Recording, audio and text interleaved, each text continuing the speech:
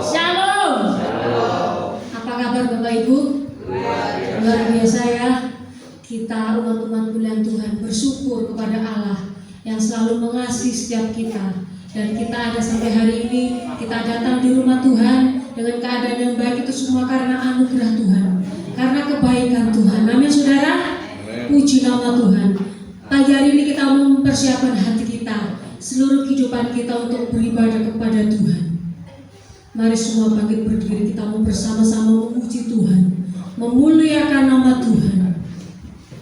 Terima kasih Tuhan Yesus. Kami bersyukur kepadamu Tuhan. Kami bersyukur memiliki Allah yang sangat baik dalam kehidupan kami. Engkau sumber pertolongan kami Tuhan. Kepada Engkau kami memuji dan menyembah. Haleluya, haleluya. Terpujilah nama-Mu Tuhan. Mari bersama-sama katakan,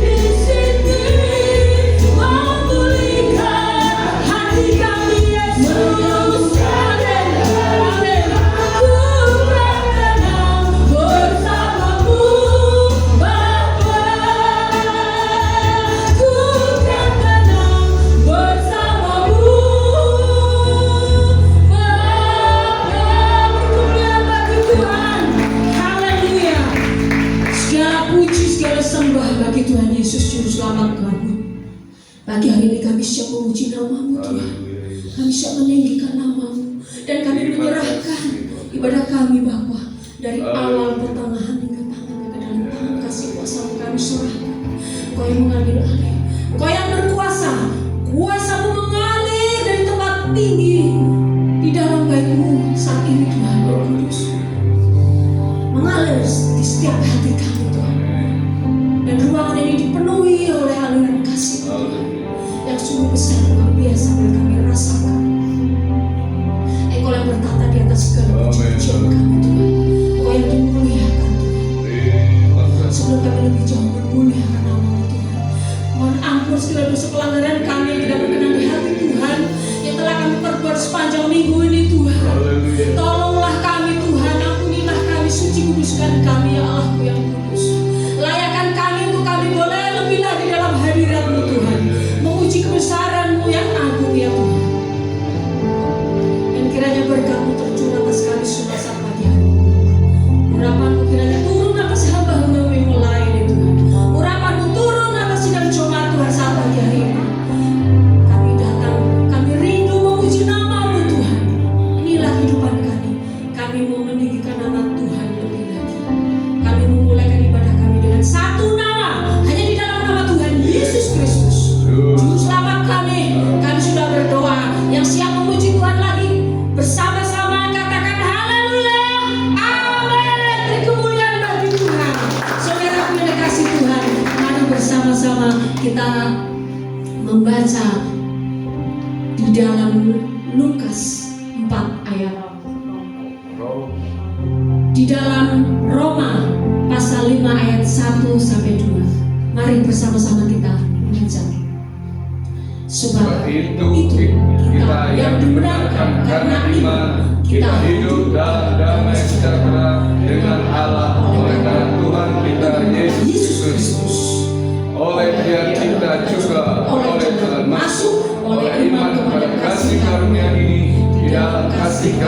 ini kita berdiri dan kita berpegang dalam pengharapan akan menerima kemuliaan Allah. Puji nama Tuhan. Saudaraku dikasih Tuhan, mari berjabat tangan satu sama lain. Mari katakan, Tuhan mengasihi saudara. Haleluya, puji nama Tuhan. Tuhan mengasihi saudara. Haleluya. Saudaraku yang dikasih Tuhan, Tuhan Yesuslah sumber kekuatan kita, amin. Tuhan Yesus pertolongan kita, amin. Dia sumber kemenangan kita. Haleluya. Kita memuji Tuhan, meninggikan nama Tuhan. Mari bertepuk tangan untuk Tuhan, memuji Tuhan dengan sukacita. Amin.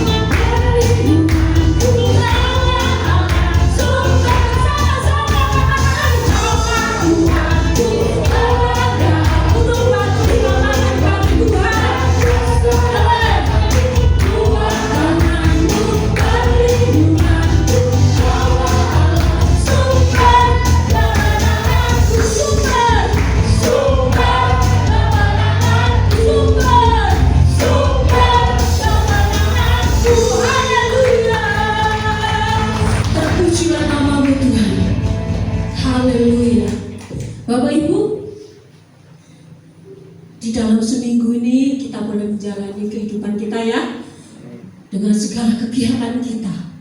Allah begitu rupa memelihara kita. Katakan amin.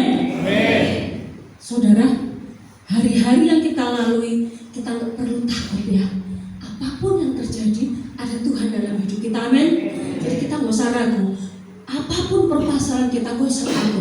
Tuhan pasti ada beserta kita, memberi kekuatan, memberi pertolongan tepat pada waktunya, amin. Haleluya. Karena Dia Allah yang mengasihi setiap kita, yang selalu ada buat kita. Puji Tuhan. Kita menaikkan pujian di hadapan Tuhan lagi, saudara. Haleluya. Hari-hari kita bersama Engkau Tuhan. Amin.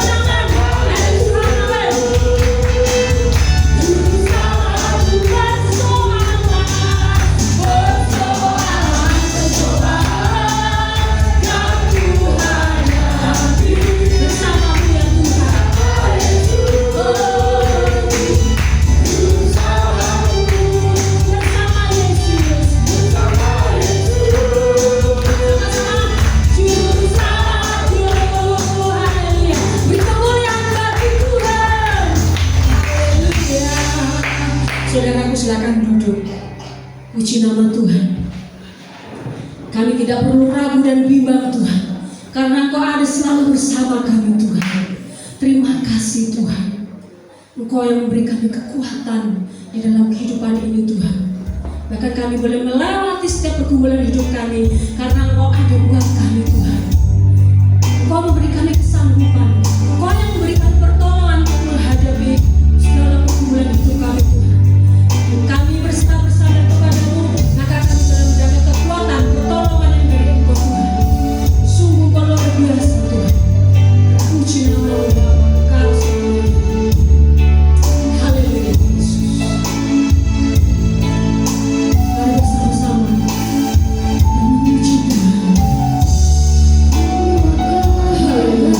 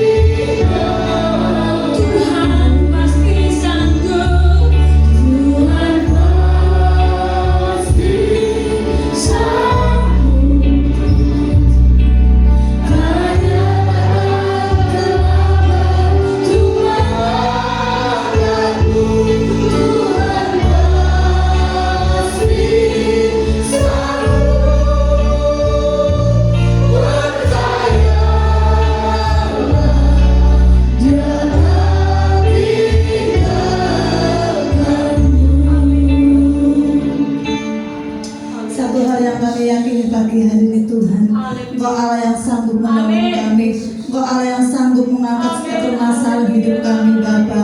Oleh sebab itu Tuhan, pagi hari ini Tuhan kami tetap percaya kepadamu Tuhan, apapun keadaan kami pagi hari ini Tuhan. Kalau kami pagi hari ini kami boleh datang kepadamu Tuhan, kami boleh memuji mengagungkan Tuhan, itu semua karena kekuatan yang dari Tuhan, itu semua karena pertolongan yang dari Tuhan. Terima kasih Bapa di surga, terima kasih buat pagi hari ini Tuhan. Biarlah seberapa pujian yang sudah kami naikkan di hadapan Tuhan boleh menyukakan hati Tuhan, karena kami tahu Tuhan tidak ada sesuatu yang bisa kami berikan kepadamu kecuali pujian ucapan syukur kami di hadapan Engkau Bapa. Terima kasih Tuhan. Dan biarlah Tuhan Engkau juga memberkati setiap anak-anak-Mu Tuhan yang pagi hari ini sudah melayani Engkau. Biarlah Tuhan semakin hari semakin memakai mereka, memberkati mereka. Dan kalau sebentar Tuhan kami akan duduk diam mendengarkan kebenaran firman-Mu, biarlah Tuhan Engkau akan menyiapkan hati pikiran kami Tuhan, sehingga hati kami boleh menjadi tanah yang subur. Sehingga ketika kami mendengar firman-Mu, kami boleh mengerti, kami boleh tanamkan dalam hati kami, dan Roh Kudus mampukan kami agar kami boleh menjadi pelaku firman Tuhan. Pagi hari ini kami percaya Engkau sudah menyiapkan hamba-Mu Tuhan untuk boleh menjadi saluran berkat buat setiap kami. Terima kasih Bapa dalam surga buat pagi hari ini Tuhan. Pimpin ibadah kami dari awal sampai selesainya Tuhan. Di dalam nama Tuhan Yesus Kristus, Juru Selamat kami sudah berdoa. Haleluya. Amin. Ya, silakan duduk Bapak Ibu yang dikasihi oleh Tuhan.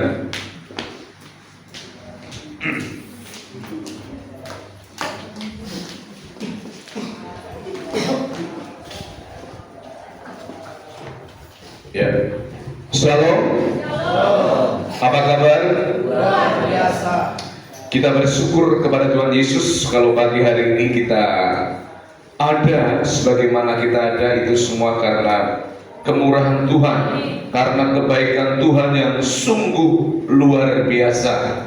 Saudara ada di tempat ini itu karena kebaikan Tuhan. Saudara sehat itu karena kebaikan Tuhan. Dan saudara bisa memuji Tuhan pada pagi hari ini, itu semua juga karena kebaikan Tuhan. Bapak Ibu yang dikasihi oleh Tuhan, pada pagi hari ini ya, kita akan membaca Alkitab kita di dalam teks bacaan Injil Lukas pasal 4 ayat yang ke-1 sampai dengan yang ke-13. Oke, silakan ikuti. Saya akan membacakannya untuk kita semuanya, Bapak Ibu, untuk menyimaknya dengan baik. Demikianlah firman Tuhan. Yesus yang penuh dengan Roh Kudus kembali dari sungai Yordan, lalu dibawa oleh Roh Kudus ke padang gurun. Di situ ia tinggal 40 hari lamanya dan dicobai iblis. Selama di situ ia tidak makan apa-apa, dan sesudah waktu itu ia lapar. Lalu berkatalah iblis kepadanya, "Jika engkau anak Allah, suruhlah batu ini menjadi roti." Jawab Yesus kepadanya, "Ada tertulis, manusia hidup bukan dari roti saja." Kemudian ia membawa Yesus ke suatu tempat yang tinggi, dan dalam sekejap mata ia memperlihatkan kepadanya semua kerajaan dunia. Kata iblis kepadanya, "Segala kuasa itu serta kemuliaannya akan kuberikan kepadamu, sebab semuanya itu telah diserahkan kepadaku, dan aku memberikannya kepada siapa saja yang ku kehendaki. Jadi, jikalau engkau menyembah aku, seluruhnya itu akan menjadi milikmu." Tetapi Yesus berkata kepadanya, "Ada tertulis, engkau harus menyembah Tuhan Allahmu, dan hanya kepada Dia sajalah engkau berbakti." Kemudian ia membawa Yesus ke Yerusalem dan menempatkan dia di hubungan bait Allah, lalu berkata kepadanya, "Jika engkau anak Allah, jatuhkanlah dirimu dari sini ke bawah. Sebab ada tertulis mengenai engkau, ia akan memerintahkan malaikat-malaikatnya untuk melindungi engkau, dan mereka akan menatang engkau di atas tangannya supaya kakimu jangan terantuk kepada batu. Yesus menjawabnya, katanya, ada firman, jangan engkau mencobai Tuhan Allahmu. Sesudah iblis mengakhiri semua pencobaan itu, ia mundur daripadanya dan menunggu waktu yang baik. Amin. Berbahagialah setiap orang yang membaca firman Tuhan dan melakukan firman Tuhan dalam kehidupan kita setiap hari. Bapak Ibu yang dikasihi oleh Tuhan, dalam titik rawan si pencoba itu datang. Dalam titik rawan si pencoba itu datang, saudara.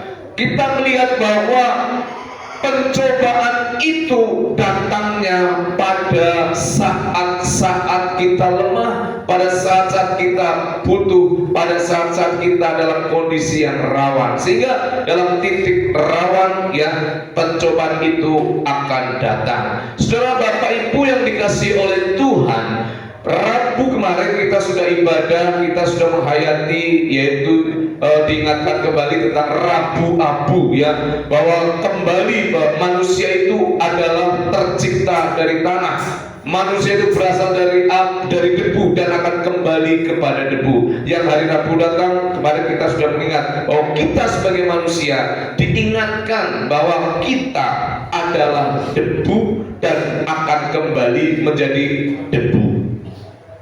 Gak ada yang tercipta dari tembaga, tidak ada yang tercipta dari besi. Semua manusia tercipta dari debu dan kembali kepada debu. Nah, dari debu kembali menjadi debu. Sebenarnya manusia tidak ada yang layak di hadapan Tuhan, ya. Tidak ada manusia yang layak di hadapan Allah dengan mungkin beramal, dengan berpuasa, ya.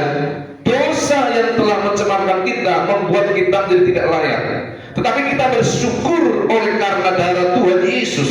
Ya, darah itulah yang melayakkan kita. Darah itulah yang membuat kita menjadi tertebus, sehingga kita yang tadinya adalah debu yang tidak diperhitungkan oleh Allah, kita diselamatkan oleh Kristus. Amin. Jadi diingatkan, saudara, kita akan kembali menjadi apa? Debu.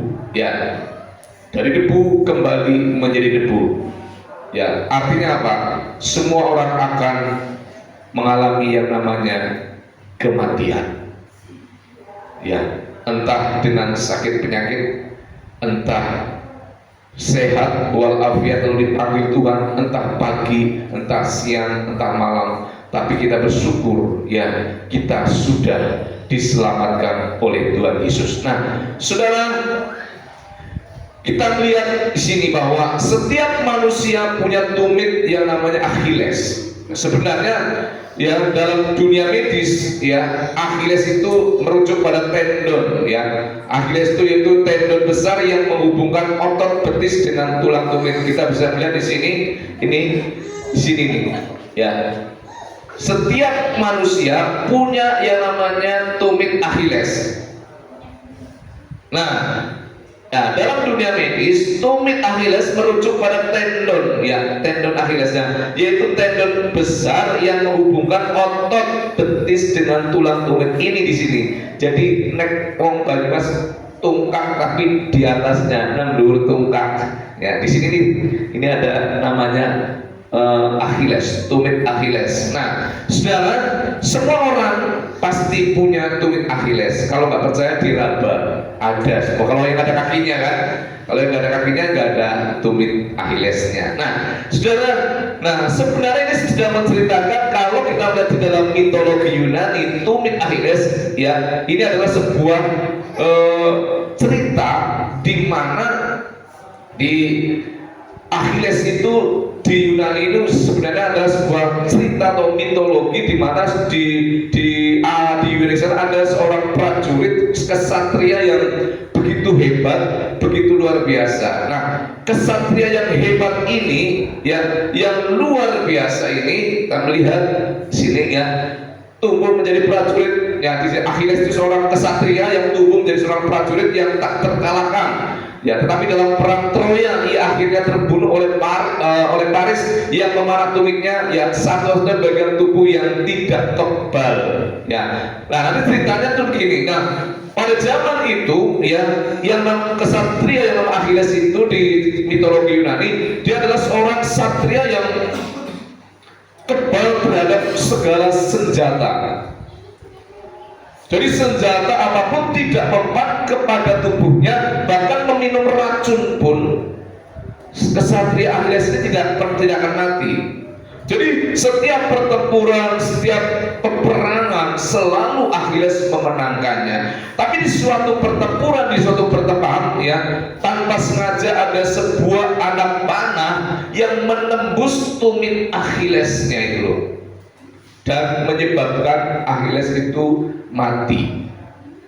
Nah, kenapa sampai terjadi seperti itu? Karena pada waktu Achilles lahir, sang dewa, ceritanya menurut legenda mitologi ini, sang dewa berkata kepada ibu Achilles itu, anakmu supaya dia itu sakti dan kebal dari segala senjata, anakmu begitu lahir, masukkanlah anakmu ke dalam sungai Sim, sehingga seluruh anggota tubuhnya yang terendam di dalam sungai Sim itu, dia akan menjadi kebal terhadap senjata, bahkan terhadap racun apapun. Tetapi pada waktu ibunya mencelupkan itu, dipegang apanya? Kakinya, tumitnya, Achillesnya itu, tumitnya dicelupkan. Jadi ada bagian tubuh yang tidak terendam di dalam air sungai Sim, sehingga itu menjadi titik rawan, titik lemah si Achilles itu, yang akhirnya dia bisa kena anak panah dan menyebabkan dia meninggal. Sebenarnya cerita ini ingin mengingatkan kepada kita bahwa sehebat apapun, sekuat apapun, semua orang, semua manusia itu punya titik lemah atau punya kelemahan. Amin, Bapak Ibu. Kalau dalam cerita Jawa, ya, itu yang namanya Patih Sengkuni, itu orang sakti mandraguna, saudara. Karena apa? Waktu itu di dalam kisah Mahabharata waktu itu, Sengkuni itu berebut lisah toyo atau minyak, ya, itu rebutan, dan Sengkuni itu mandi dengan minyak itu, sehingga seluruh badannya dibasuh dengan minyak toyo itu atau minyak toya, sehingga semua anggota badannya kebal dan senjata. Sehingga dalam satu kisah Bima pun tidak bisa mengalahkan Sengkuni. Karena apa? Sengkuni, ya, semua organ tubuhnya kebal dengan senjata. Dia mati mana? Di lubang duburnya, ya kan? Disudap dengan kuku, ya, dengan kuku Bima, bukan kuku Bima itu, kuku Pancaraka itu loh, dan menjadi kematian. Artinya apa? Sudah, jadi ini sedang menjelaskan meskipun ia tampak kuat dalam banyak hal, tapi ada titik rawan dalam kelemahan kita, sehingga tema khotbah kita adalah apa? Dalam titik rawan si pencoba itu datang. Saudara dan saya punya yang namanya titik rawan atau kelemahan. Amin. Nah, dalam tradisi gereja ada 7 pokok dosa yang mematikan. Yang pertama itu dosa kesombongan. Yang kedua dikatakan dosa iri hati. Jadi kok dosa kesombongan ini yang merasa lebih tinggi daripada yang lain dan menolak kebergantungan kepada Tuhan. Dosa yang kedua, dosa iri hati. Tidak senang dengan kebahagiaan atau keberhasilan orang lain. Kemalasan. Jadi dosa, 7 dosa yang mematikan dalam tradisi gereja. 1, kesombongan. Kedua adalah iri hati. Yang ketiga, kemalasan. Ternyata kemalasan juga dosa. Ya, jangan dikira malas itu bukan dosa.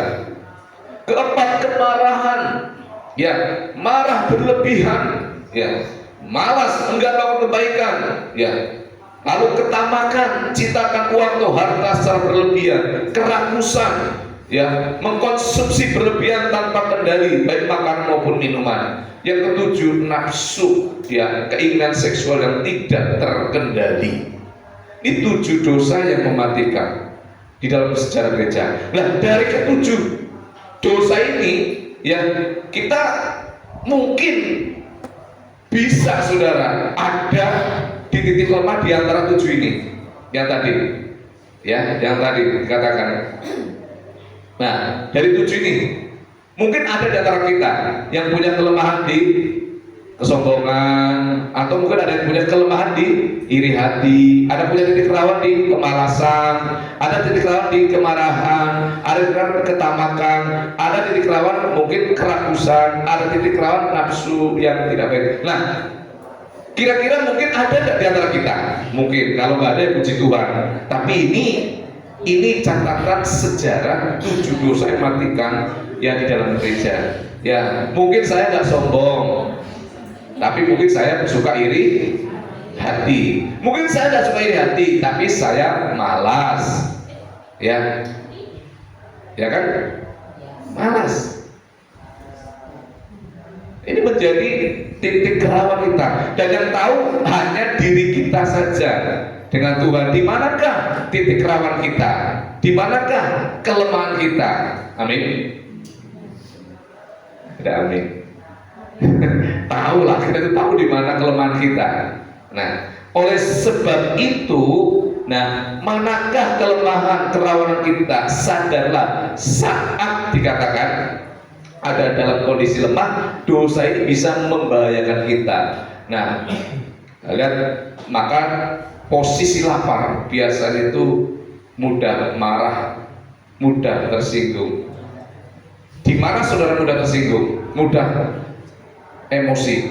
Pada saat lapar apa pada saat kenyang?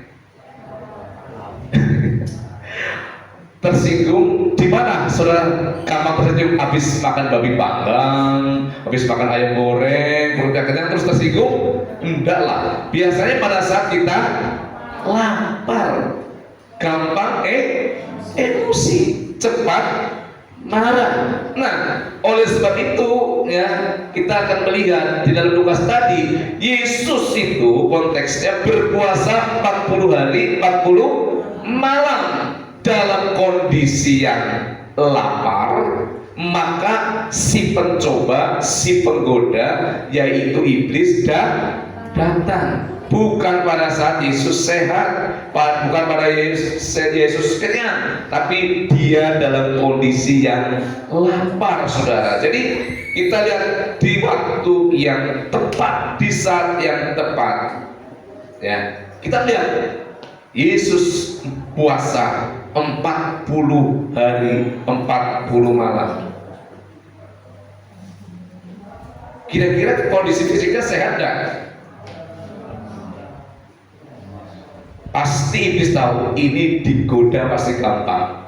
Baru puasa 2 hari aja sudah mulai ngelihing, saudara. Gak usah 2 hari, sehari aja puyeng ya, saudara, ya. Dan ini puasanya puasa tidak sahur gitu, enggak, puasa. Nah, jadi kalau kita lihat, maka di sini ada seorang pendeta, ya, namanya Francisco Baraja. Dia meninggal dunia setelah mencoba berpuasa 40 hari mencontoh seperti Tuhan Yesus, ya. Peristiwa ini terjadi, ya, di Mozambik pada 15 Februari 2023. Pendeta ini, pendeta di Afrika, meninggal mencoba berpuasa meniru Tuhan Yesus. Dan jajal tiru ikut puasa 40 hari 40 malam. Tetapi di hari ke-25 meninggal dia. Ya mungkin itu baru 25 hari loh.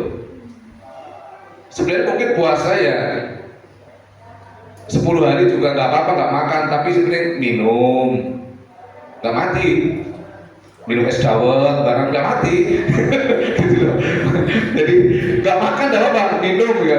Ada es dawet, ada es durian, ya, es apokat, nggak mati. Nah ini kan berpuasa betul-betul nggak makan nggak minum. Dari kondisi Yesus betul-betul fisiknya lemah.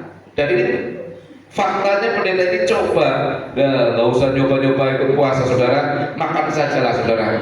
Orang Nabi itu golet ya puasa, mencoba. Nah, tapi akhirnya mati. Itu menggambarkan bahwa betul-betul ya pencobaan waktu datang kepada Yesus itu dalam kondisi Yesus luar biasa, kondisi lapar banget, kritis banget. Nah, saudara, kita akan melihat di sini pola pencobaan yang datang, ya, polanya. Nah, jadi apa yang kita lakukan sehari-hari pun membentuk karena pola kelakuan kita. Seperti kita duduk di gereja ini, itu sudah terpola. Aku biasa nang kene, betul nggak? Terpola. Dan yang biasa ibadahnya telat itu juga udah terpola. Aku biasa telat jam 8 kurang 10 lebih adus. Itu juga terpola. Amin. Gak usah amin. Jadi itu terpola. Saudara datang ke gereja juga udah terpola. Lewatnya mana udah terpola, gitu loh. Jadi ada polanya. Jadi kenapa sih saya kok menjadi kehidupan sehari-hari ini begini? Dari mandi, dari makan, dari semua hal yang kita lakukan itu udah terpola, udah menjadi habit, udah menjadi kebiasaan. Dan kita kadang nggak sadar bahwa itu nggak benar, tapi udah menjadi pola sih, ya kan? Nah, jadi pola ini tempat duduk, waktu, bahkan memberi pun sudah menjadi pola. Di gereja kan ada orang yang kalau nggak duduknya itu ajak di situ terus. Kenapa? Sudah terpola. Jam 7 saya harus bangun pergi ke pasar, terpola. Jam 6 saya harus pergi berangkat kerja, sudah terpola. Pola itulah yang membuat jadi kebiasaan. Nah, saudara, jadi kita lihat memberi juga sebuah pola. Nah, yang pertama iblis, ya pola iblis dalam menyerang ini, menyerang atau mencoba, ya iblis mencobai atau menyerang atau menggoda tentang harga diri kita. Ya. Jadi iblis mulai polanya apa? Menggoda, mencoba Tuhan Yesus dengan harga diri. Nah, kalau titik rawan kita di harga diri, gampang nanti diserang di situ tentang harga diri kita. Aku ditantang, aku seperti kamu sih seperti apa? Harga diri. Istriku dilecehkan, anakku dilecehkan. Oh tunggu, harga diri. Yang diserang adalah titik rawan, titik lemah di mana kita bisa terpancing di situ. Ya. Maka pola dari iblis, si Firman dikatakan, jika engkau anak Allah, ubahlah batu ini jadi roti, jatuhkanlah dirimu. Jadi dalam dua pencobaan itu ditantang, saudara. Yesus ditantang. Loh, Yesus itu Tuhan. Amin. Yesus itu bisa melakukan segala hal, ditantang, tapi Yesus harus tunduk dan taat kepada Bapa untuk tidak melakukan kehendak dirinya sendiri. Bayangkan, saya ubah batu ini jadi roti, bisa. Saya menjatuhkan diri dari hubungan dengan Allah, bisa. Tapi ini adalah sebuah tantangan. Kita ditantang, iblis menantang Yesus, ya, tentang harga diri. Ya. Kita ditantang, mungkin ditantang beli motor oleh orang yang di bawah kita. Allah, kamu cuma beli motor aja, saya akan beli mobil nanti. Nah, itu harga diri. Harga diri. Ya. Diajak berkelahi. Kamu mau ngajak kelahi saya? Lu kamu tuh punya kekuatan apa? Punya ilmu apa? Punya jurus apa? Harga diri. Kita akan marah, keluarga dia akan marah, harga diri akan merasa terinjak. Yesus itu diserang harga dirinya loh ya. Jika engkau anak Allah, ubah roti, batu ini jadi roti. Aduh, saya itu bisa gitu loh. Tapi Yesus tidak terpancing. Amin. Yesus tidak mengikuti bujukan, godaan, jebakan, perintah dari iblis yang sewenang-wenang. Ya. Dia tetap tunduk, taat, setia kepada Bapaknya. Ya. Tunduk dan taat untuk apa? Saya milih lapar, tetapi di dalam kebenaran.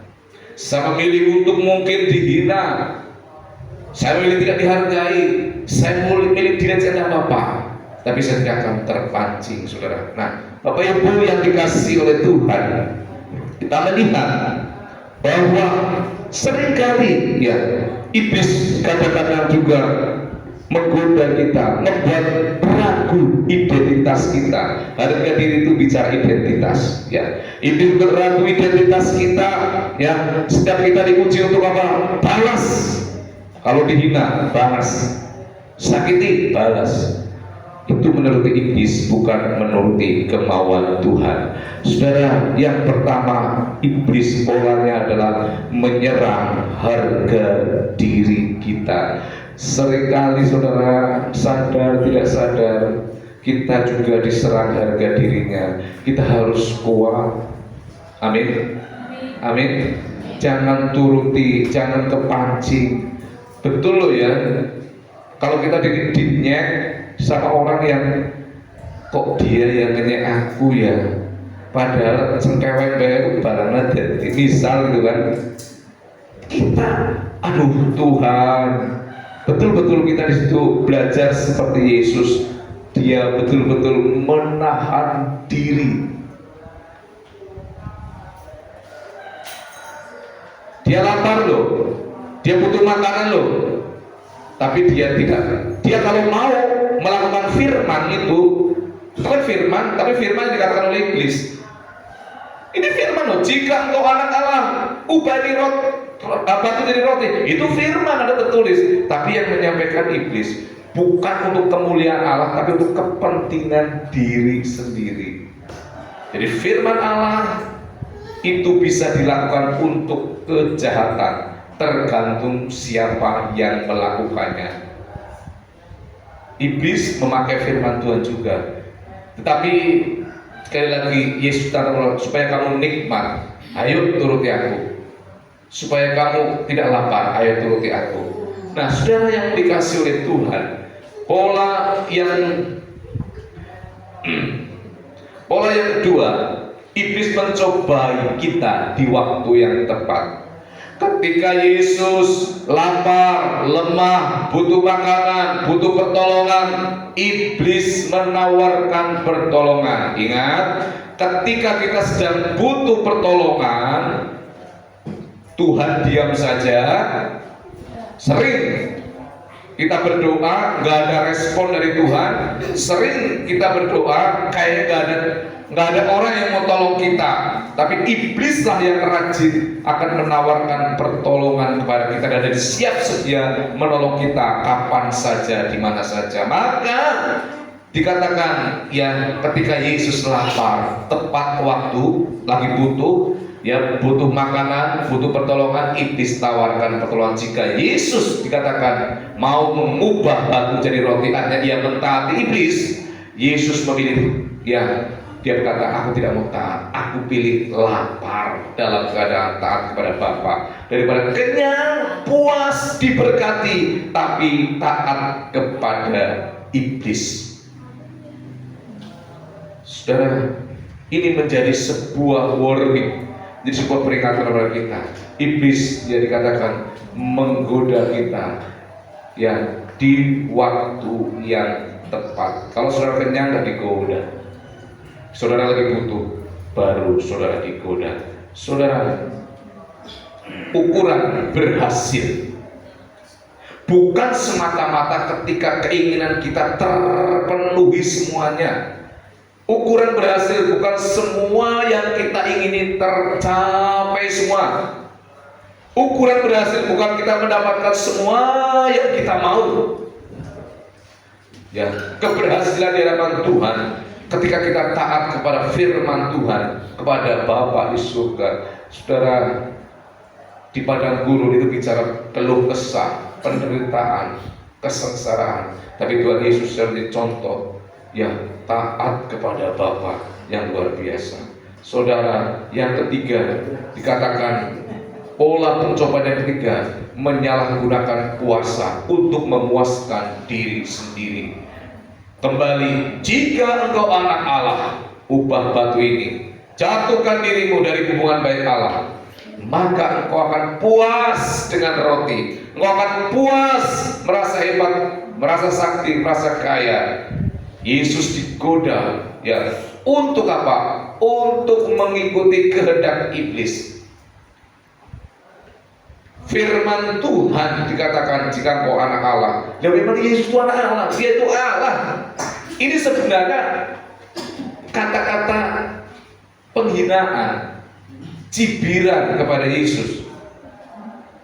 Betul enggak? Ya kan? Jerek kosek di jadal. Nah itu kan jerek ke anak Allah. Katanya kamu anak Allah. Jika kau anak Allah, coba. Ini kata-kata cibiran, kata-kata tantangan yang luar biasa, yang membuat Yesus kalau nggak sabar, kalau Yesus dia tidak bisa menguasai diri, dia akan terpancing. Saudara, Bapak Ibu yang dikasihi Tuhan, Yesus digoda untuk menggunakan firman Tuhan demi keuntungan dan kepuasan pribadi. Hati-hati dengan kuasa yang Tuhan berikan kepada kita. Hati-hati dengan berkat yang Tuhan berikan kepada kita. Ya, jangan sampai untuk kepuasan diri sendiri dan kepentingan diri sendiri. Ya, maka biasanya penguasa itu dekat dengan korupsi. Kekuasaan, ya, bisa dipakai, disalahgunakan untuk kepuasan diri sendiri. Berkat juga bisa disalahgunakan untuk kepuasan diri sendiri. Yesus ya tidak mau ya menggunakan itu semua. Lebih baik dia susah, lebih baik dia mungkin saat ini ya tidak kenyang, dia lapar.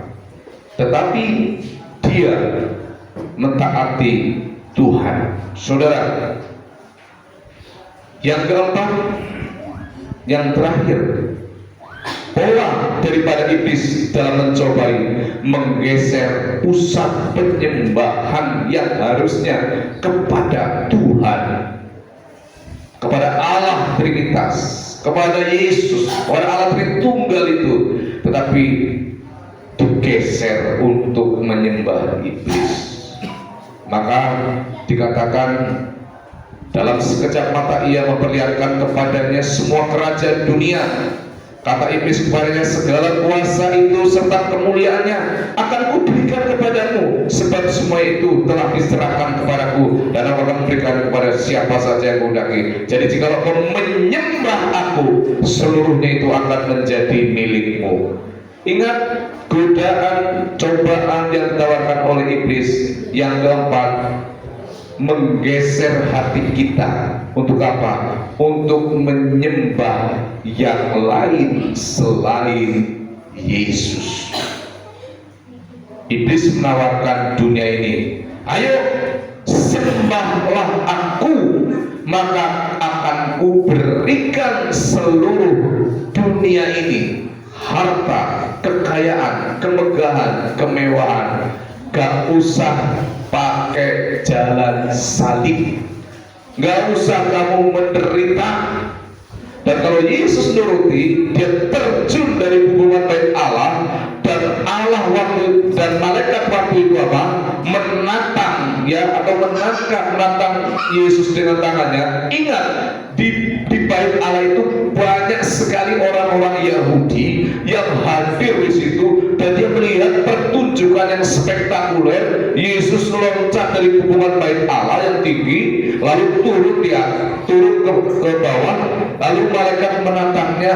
Hebat, orang memuji, orang salut, dan langsung saat itu, wah, Yesus dielulukan, saat itu juga orang Yahudi nggak langsung menerima Yesus sebagai Mesias, sebagai juru selamat. Nggak perlu jalan salib kan, nggak perlu harus menderita kan, nggak harus susah-susah kan. Kamu sembah aku, kamu ikut aku, cukup. Hati-hati, iblis menawarkan kemudahan. Iblis menawarkan sesuatu yang gampang. Sembah aku, semuanya akan kuberikan. Bapak Ibu yang dikasih oleh Tuhan, iblis menggoda dengan luar biasa. Nah, oleh sebab itu kita sudah melihat bahwa iblis yang mencobai harga diri kita. Hati-hati, iblis mencobai kita di waktu yang tepat. Hati-hati ya. Iblis menyalahgunakan kuasa untuk apa? Memuaskan diri kita. Ya, menyalahgunakan berkat yang Tuhan berikan kepada kita untuk kepuasan kita. Hati-hati. Yang keempat, iblis juga menggoda, menggeser pusat penyembahan kita bukan kepada Allah, tetapi kepada iblis. Hati-hati, sekali lagi, dengan ya, hati-hati ketika kita fokus, hati kita sudah bergeser menjadi penyembah mamon. Masalahnya masalah Tuhan nanti dulu, yang penting uang aman. Hati-hati, hati kita akan bergeser dan orang nggak tahu kalau hati kita udah bergeser kemana, bukan ke Tuhan lagi.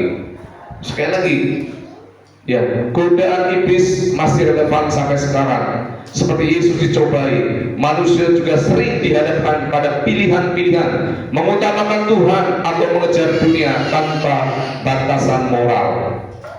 Kamu kejar Tuhan.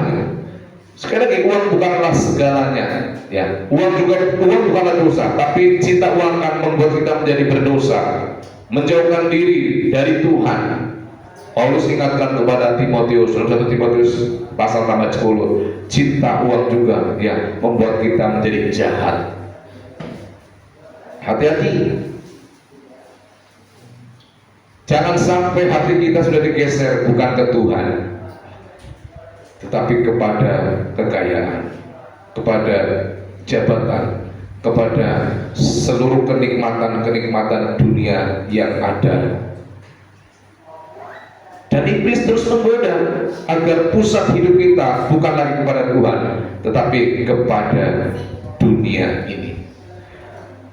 Dan iblis selalu ya mengarahkan kita, menggoda kita supaya apa? Digeser hati kita bukan kepada Tuhan, digeser hidup kita bukan lagi kepada Allah, tetapi kepada yang lain-lain.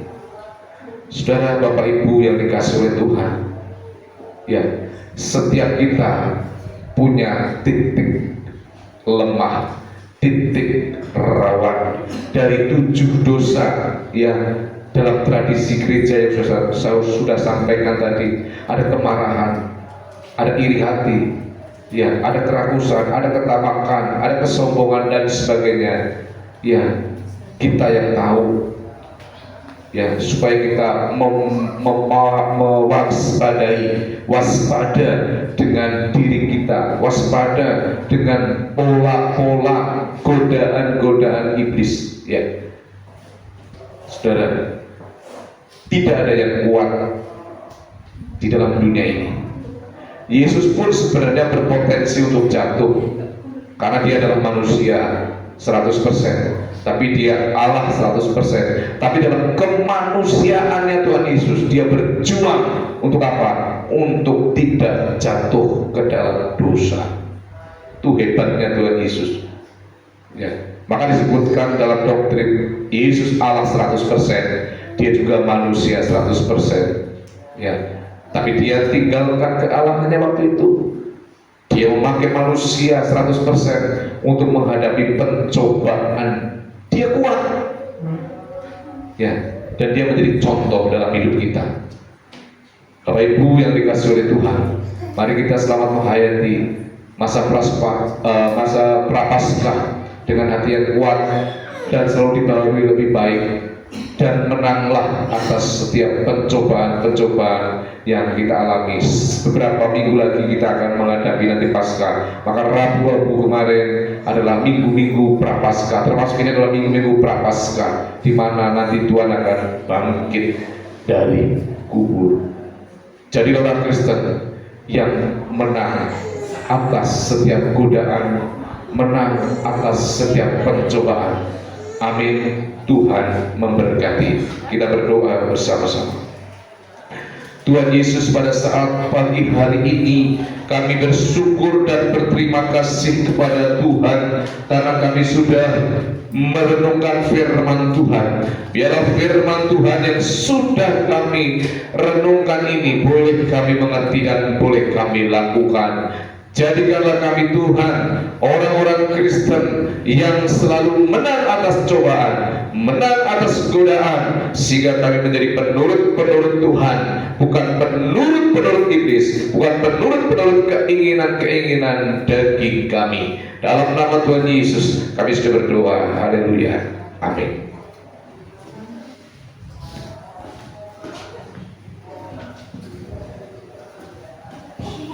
Bapak Ibu diundang semua untuk berdiri. Kita akan bersama-sama membacakan pengakuan iman dan sumber yang demikian.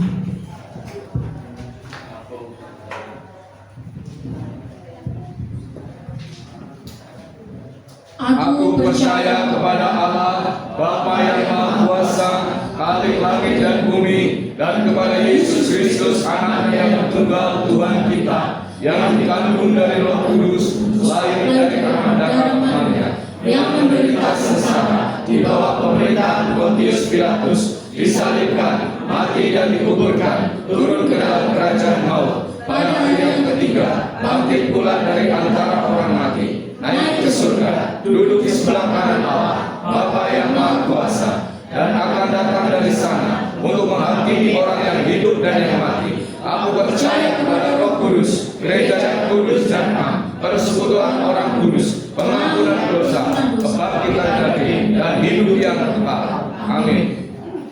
Bapak Ibu juga silakan duduk kembali. Dan saat ini kita akan membawa korban syukur kepada Tuhan. Mari yang bertugas silakan persiapkan diri. Kita bersama-sama memuji Tuhan. Tidak dengan tangan yang hampa ku datang ke hadirat-Mu Tuhan. Ku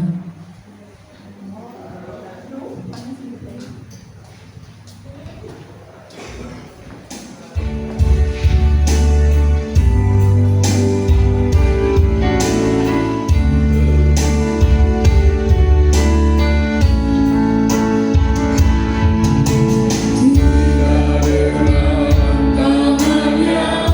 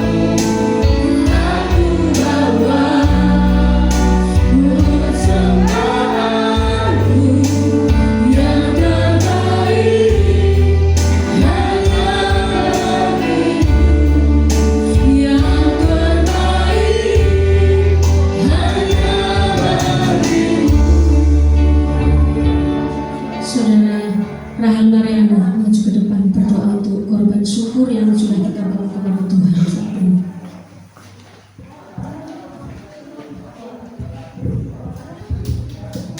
Tuhan Yesus, terima kasih karena pada pagi hari ini kami sudah memberikan persembahan. Kiranya seberapa persembahan yang sudah kami berikan boleh berguna buat pekerjaan Tuhan di tempat ini. Dan kiranya Tuhan sucikan, kuduskan setiap persembahan yang telah kami berikan, dan kiranya Tuhan kembalikan berlipat kali ganda sesuai dengan janji kebenaran firman-Mu. Dan terima kasih juga Tuhan, dan berkati juga untuk tangan-tangan yang sudah memberikan persembahan dan pelayan Tuhan yang sudah melayani persembahan Tuhan.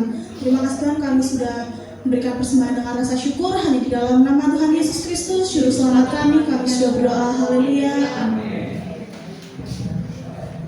Bapak Ibu, kami ucapkan terima kasih untuk semua korban syukur yang Bapak Ibu Saudara bawa kepada Tuhan saat pagi hari ini. Tuhan Yesus memberkati Bapak Ibu Saudara semua. Dan saat ini saya akan membacakan warta sepekan untuk kita semua. Mohon kita simak bersama-sama. Untuk ibadah persekutuan tengah minggu Jumat 14 Maret 2025 di rumah Bapak Aji jam 6 sore. Begitu ya Bapak Aji? Jadi Bapak Ibu, ibadahnya minggu ini bukan hari Rabu ya, tolong diperhatikan, dan tidak di gereja, tetapi di rumah keluarga Bapak Aji. Kita bersama-sama beribadah kepada Tuhan ya, di keluarga Bapak Ibu Haji hari Jumat ya, jam 6 sore Bapak Ibu. Kemudian ibadah remaja Sabtu 15 Maret 2025 bertempat di gereja pukul 18 atau jam 6 sore. Untuk WL-nya Saudara Rehan ya. Kemudian kolektanya Saudari Agnes. Ayo teman remaja datang ya beribadah, amin. Haleluya. Kemudian pelayanan kebaktian Minggu 16 Maret 2025 pukul 8 pagi Bapak Ibu. Untuk WL-nya Rahel Mariana, singernya Ibu Yohanes dan Saudara Stephen, asyarnya Bapak Ibu Bayu. Untuk LCD-nya Saudari Jessica. Bapak Ibu yang dikasih Tuhan, konsumsi untuk bapak-bapak polisi selama bulan puasa diluburkan ya. Kemudian kita akan doa syafaat yang dipimpin oleh Bapak Gembala, dan kita akan menerima doa berkat dari Bapak Gembala serta mengakhiri ibadah kita pagi hari ini. Kami persilakan Bapak Gembala. Ya Bapak Ibu yang dikasih Tuhan, kita akan berdoa dan kita akan bersyafaat kepada Tuhan Yesus Kristus. Sebelumnya saya mengingatkan Bapak Ibu, sudah bulan Maret untuk iuran kematian. Diingatkan saja ya supaya mulai dibayar ya. Doakan juga besok Selasa saya ke Kalimantan ke IKN sana, ada Bukernas di sana, jadi beberapa hari kami di sana, berangkat dari Jogja supaya sehat selamat tanpa kurang suatu apapun, keluarga yang ditinggalkan pun sehat selamat. Oke, mari kita berdoa bersyafaat kepada Tuhan Yesus Kristus. Bapa, pada saat pagi hari ini di penghujung ibadah ini kami datang berdoa, kami datang bersyafaat kepada Tuhan Yesus bersama dengan jemaat-jemaat Tuhan di tempat ini. Tuhan, kami doakan supaya negara kami Indonesia ini semakin Tuhan memberkati, agar supaya negara ini menjadi negara yang maju, negara yang penuh dengan toleransi, negara yang penuh dengan kemakmuran di seluruh wilayah Indonesia yang ada. Tuhan, berkatilah juga para pemimpin-pemimpin kami, dari mulai Bapak Presiden kami, Wakil Presiden kami, para menteri, para gubernur, para bupati, para camat, sampai kepada para lurah dan perangkat-perangkatnya, agar beliau-beliau memimpin dengan arif, dengan adil, dengan amanah, dengan bijaksana, dan bisa melaksanakan semua program-program yang sudah mereka bikin, yang sudah mereka rencanakan. Kami doakan juga untuk Tuhan TNI dan Polri di negeri kami Indonesia tercinta, supaya TNI dan Polri juga menjadi semakin solid, menjadi alat pengamanan, pengayom bagi seluruh masyarakat Indonesia yang ada. Terima kasih diberkati Indonesia ini Tuhan, supaya diselamatkan oleh Tuhan. Diberkati juga seluruh gereja-gereja Tuhan, supaya diberkati oleh Tuhan. Terima kasih diberkati sinode kami GPT di seluruh Indonesia, termasuk di Candinata ini, agar GPT semakin maju, bertumbuh, berkembang, baik secara kualitas maupun secara kuantitas. Demikian juga untuk gerejamu di tempat ini GPT. Kami doakan fasilitas yang masih kurang, musik, sound system yang sudah mulai rusak. Kiranya Engkau Bapa berbelas kasihan, memberkati, sehingga kami boleh memperbaharui sound system yang ada. Bangku-bangku gereja yang masih kosong diisi, diberi dengan jiwa-jiwa baru. Bangku-bangku gereja yang masih kurang juga Tuhan kirimkan. Rencana membangun teras gereja pun kami serahkan ini kepada Tuhan, supaya suatu saat ada berkat, ada dana untuk kami bisa merenov atau memperbaiki teras gereja yang sudah mulai rusak. Terpujilah nama-Mu Tuhan. Kami doakan segala pergumulan jemaat-Mu di tempat ini, agar rumah tangga jemaat-Mu di tempat ini mereka jadi rumah tangga yang harmonis, rumah tangga yang bahagia, rumah tangga keluarga yang diberkati oleh Tuhan, sehingga dalam tiap-tiap keluarga rumah tangga jemaat-Mu di tempat ini mereka betul-betul sehat jasmani, rohani mereka, diberkati pekerjaan mereka, diberkati sekolah pendidikan anak mereka dari TK, SD, SMP, SMA, bahkan yang di dalam bangku kuliah. Tuhan memberkati mereka.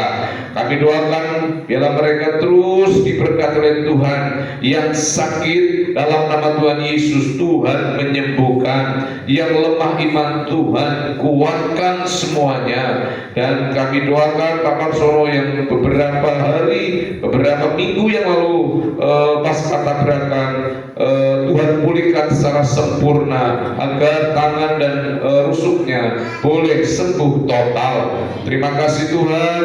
Inilah yang menjadi doa kami yang kurang sempurna. Kiranya Tuhan, Engkau Tuhan akan menyempurnakan. Tuhan, ajar kami di masa prapaskah ini, kami bisa dapat memberi diri, bisa bertobat senantiasa, memperbaiki hati, memperbaiki diri kami, memperbaiki tutur kata kami, sehingga kami menjadi terang bagi dunia di sekitar kami. Inilah doa kami ya Tuhan, yang tidak sempurna, dan kami akan sempurnakan doa yang diajarkan Tuhan Yesus kepada kami dengan doa Bapa kami. Bapa kami yang di surga, dikuduskanlah nama-Mu, datanglah kerajaan-Mu, jadilah kehendak-Mu di bumi seperti di surga.